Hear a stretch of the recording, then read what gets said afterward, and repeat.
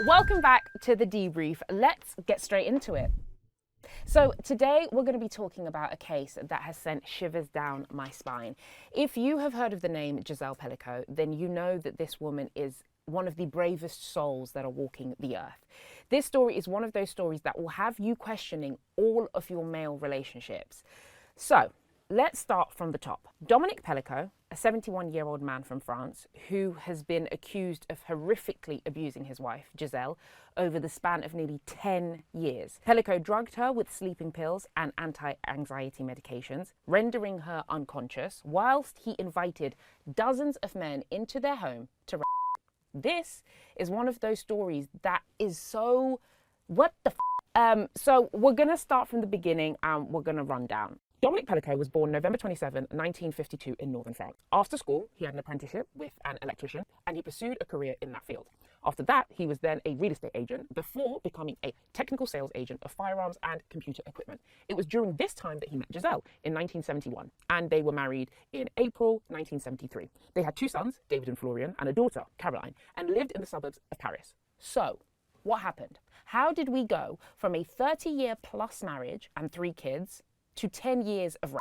Dominique Pelicot was arrested on the 12th of September 2020 after he had been apprehended at a supermarket by a security guard for upskirting 3 female customers using his mobile phone. Upskirting is the act of secretly taking photographs or videos under a person's skirt or dress without their consent. This behaviour is usually carried out in public places like shopping malls, public transport, the tube, the bus, basically crowded areas where victims may not be aware that it's taking place, typically with the intent of capturing images of their underwear or genitalia. In 2019, thanks to campaigners, including Gina Martin, the UK actually passed a law making it illegal, punishable by up to 2 years in prison and potential registration on a sex offender list.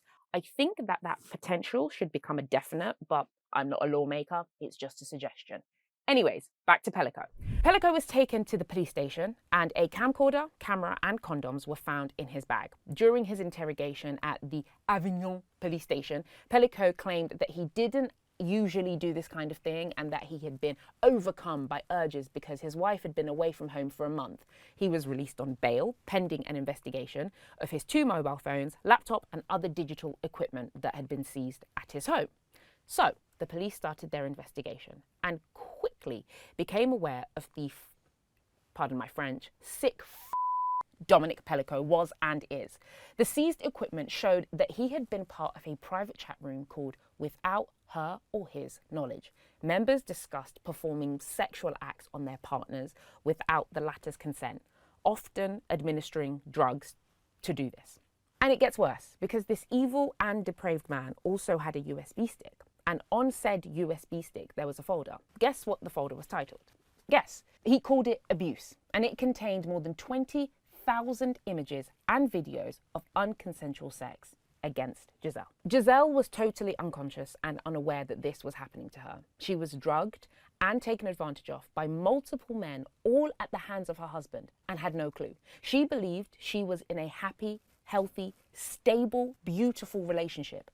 Pelicot stored the media meticulously. Explicit titles such as Abuse, night of 26 May 2020 with Mark Soddo, 5th time, is just an example of the many titles that were in this folder. This gave the police everything that they needed. It gave the dates, names of the perpetrators, and the nature of the acts. This allowed the investigators to identify 92 separate assaults committed against Gisèle by 72 different men between July 2011 to October 2020. Some of these men are gardeners, nurses, firefighters or engineers.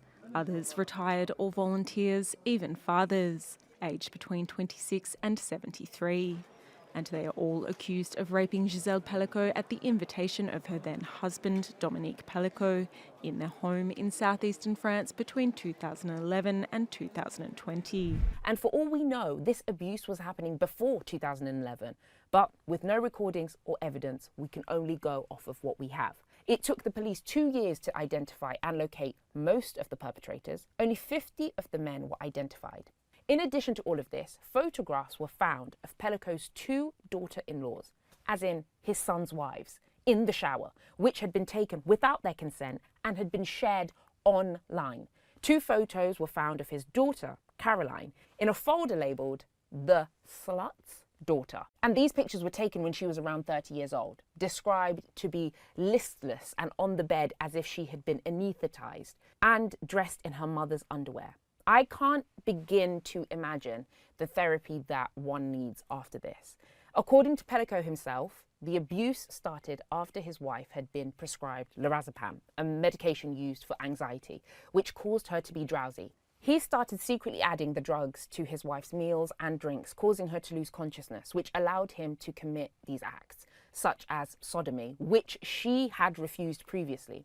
He would film the abuse, sometimes committed after he had taken Viagra, and share what he had filmed online. He would invite strangers from the internet to watch him abusing his wife. And on other occasions, he would offer his wife to others to abuse. Eventually, he started getting pills from his own doctor. Pelicot had been prescribed 450 pills in 1 year alone, and it gets worse. Each act followed a similar routine. Pelicot would ask the perpetrator to park far away from the house so no one would notice him, and then wait up to an hour for the pills administered to Gisèle to take effect.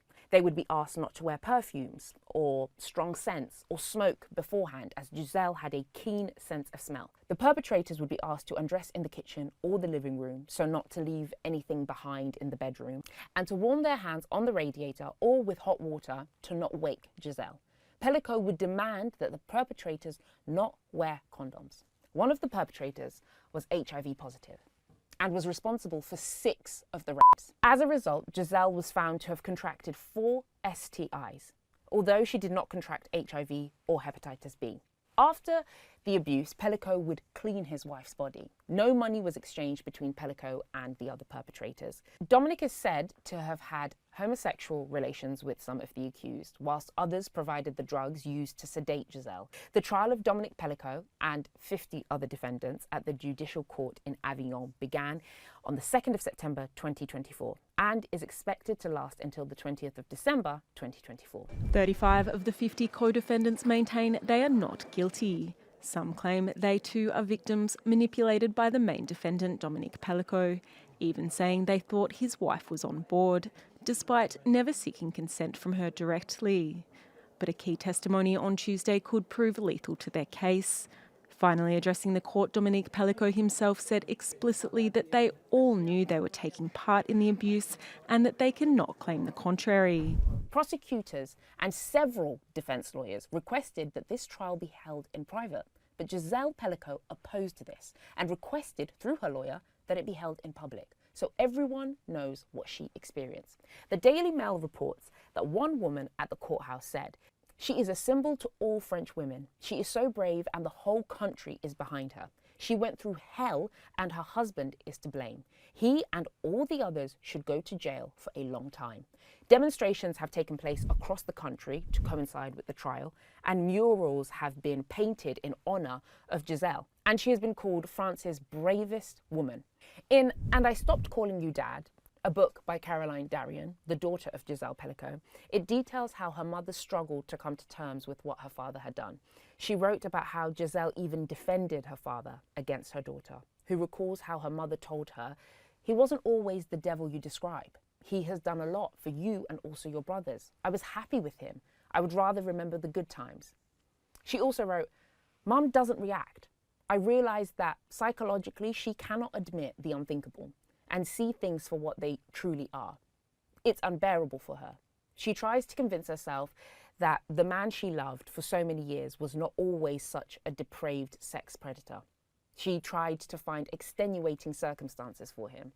On the day that Gisèle learned of Pelicot's crimes, Caroline recalls her mother returned home from the police station and washed and ironed her husband's clothes.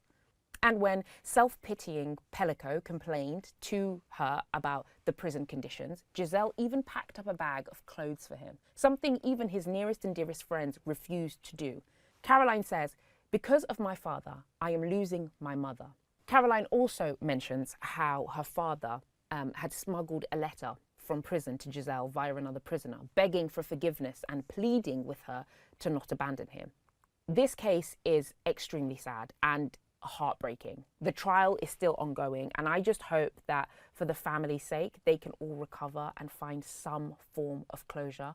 Gisèle and her children deserve to live happy, normal lives, but I can only ask myself, how can you pivot from such an earth-shattering discovery? As for Dominic, he can